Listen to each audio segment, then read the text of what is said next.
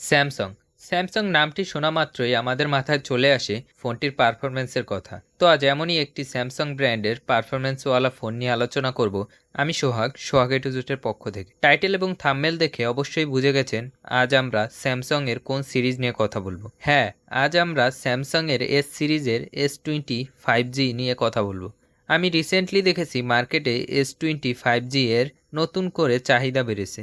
চাহিদা বারবারই কথা, কারণ যারা এই ব্র্যান্ডের ফোনগুলো ইউজ করেছে সে অন্য ব্র্যান্ডে সহজে শিফট হবে না। আমি পার্সোনালি স্যামসাং ফোন ইউজ করছি অনেক দিন হলো, কোনো প্রকার প্রবলেম বা কোনো রকম সার্ভিসিং ছাড়া।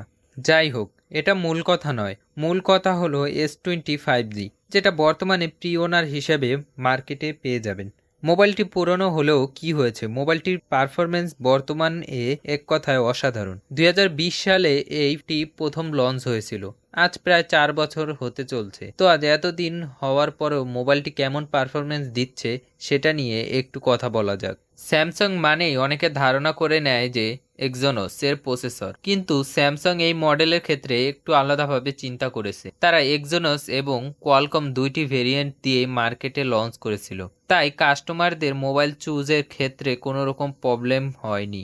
যাই হোক, এবার একটু এর ডিসপ্লে নিয়ে কথা বলি। 6.2 ইঞ্চি এর অ্যামোলেড ডিসপ্লে রয়েছে এই ফোনটিতে, এবং এই ফোনটিতে HDR10+ সাপোর্ট করে। আরও পেয়ে যাবেন 120 Hz রিফ্রেশ রেট। ফোনটিতে ডিসপ্লে প্রোটেকশন হিসেবে থাকছে কর্নিং গরিলা গ্লাস 6, যা মোবাইলটিতে অনেকটাই সেফটি দিয়ে থাকবে। তো চিপসেট হিসেবে থাকছে এক্সোনোস 990 এবং স্ন্যাপড্রাগন 865, যা অনেকটাই পারফরমেন্সার হিসেবে চিনে থাকি। জিপিইউ হিসাবে থাকছে মেলো G77 গ্লোবাল এবং ইউএসএটায় থাকছে অ্যাড্রিনো 650। একটা কথা বলতেই ভুলে গেছিলাম যে গ্লোবাল ফোনটিতে এক্সোনোস এবং ইউএসএ ফোনটিতে কোয়ালকম স্ন্যাপড্রাগনের প্রসেসর ব্যবহার হয়েছে। আর মোবাইলটি লঞ্চ হয়েছিল অ্যান্ড্রয়েড 10 দিয়ে, কিন্তু পরবর্তী আপডেটের ফলে এখন অ্যান্ড্রয়েড 13 দ্বারা রান করানো যাক। বাই দ্য ওয়ে, ফোনটি র্যাম হিসাবে পেয়ে যাবেন 12GB, স্টোরেজ হিসাবে পেয়ে যাবেন 128GB এবং স্টোরেজ ভার্সন UFS 3.0।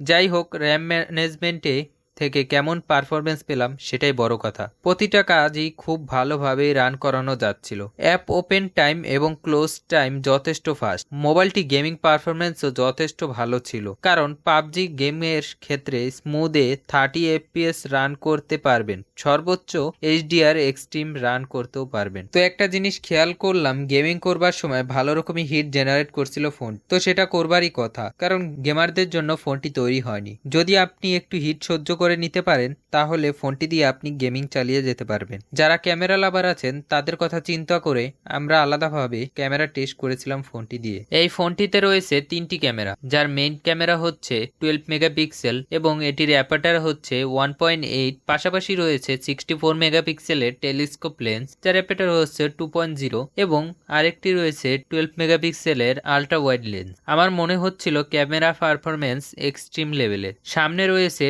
10 মেগাপিক্সেলের লেন্স, যা দিয়ে মোটামুটি ভালোই সেলফি তোলা যাচ্ছিল। ফোনটিতে ব্যবহার হয়েছে 4000 mAh এর একটি ব্যাটারি, যা চার্জ করার জন্য রয়েছে 24 ওয়াটের ফাস্ট চার্জিং, যা দিয়ে 0 to 100 করতে অ্যারাউন্ড 1.3 আওয়ার লেগে যায়। একবার ফুল চার্জ করে নিলে 1 থেকে 2 দিন চলা যায় সাধারণভাবে। আপনি যদি রাফ ইউজার হন তাহলে একদিনের বেশি ব্যাকআপ পাওয়া কষ্টকর। এখন 2023 সালে এসে ফোনটি কিনবেন কিনা আপনার মনের ভেতর প্রশ্ন থাকতে পারে। যদি আপনি হিটিং ইস্যু সহ্য করতে পারেন তাহলে 25,000 থেকে 30,000 টাকার ভেতরে এই ফোনটি আপনার জন্য বেস্ট। আশা করি ভিডিওটি ভালো লেগেছে, আর ভিডিওটি ভালো লাগলে লাইক করতে ভুলবেন না। এরকম পরবর্তী আরও ভিডিও পেতে চ্যানেলটি সাবস্ক্রাইব করে রাখবেন এবং পরবর্তী কোন ফোনের রিভিউ পেতে চান তাও কমেন্টে জানিয়ে রাখবেন।